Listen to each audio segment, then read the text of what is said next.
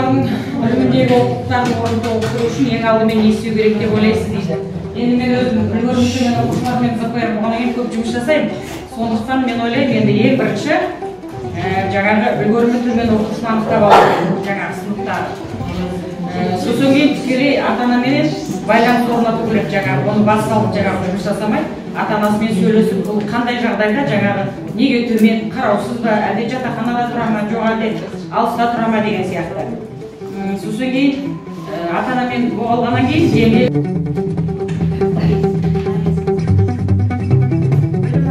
белсенді таныт.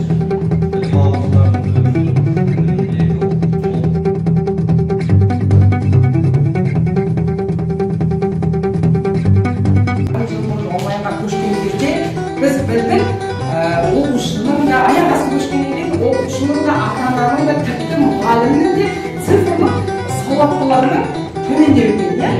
Ал қазіргі сол уақыт пен қазіргі уақыт салыстырғанда біз әлдеқайда цифрлық сауаттылығымыз дамып жатыр. Енді цифрлық сауаттылық, цифрлық технологиялар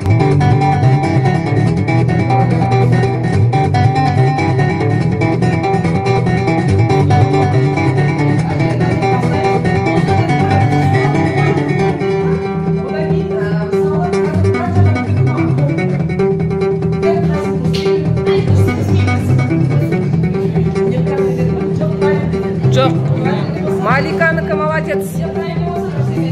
Мен сіздерге педагогиканы өйткені барлығын сауаттылық. Ал әркім өз пәнінен алады, мен мысалы информатикадан.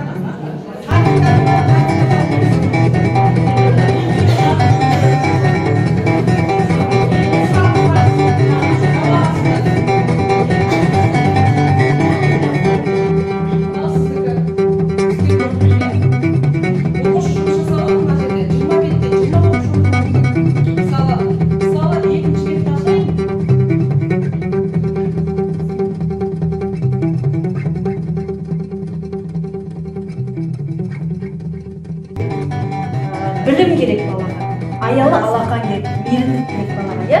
Одан кейін темір жол, ақ жол. Жолы әрқашанда ақ жол өзінің жолы болсын деген мағынада жол салдық. Одан кейін бала қазіргі таңда жаңа технологияны білу керек. Қазір дамыған заман, иә?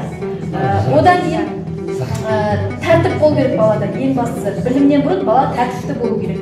Одан кейін рухани байлық, оның ішіне барлығы жаңа инабаттылық, мейірімділік, адамгершілік барлығы.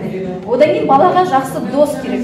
Жоқ, бұл жерде балаға ата-ана мен ұстаз екеуінің несі керек. Жақсы дос керек, иә? Яғни қоршаған ортасы дұрыс болу керек баланың, иә? Одан кейін ата-анасымен жақсы бала қарым-қатынаста болу, иә?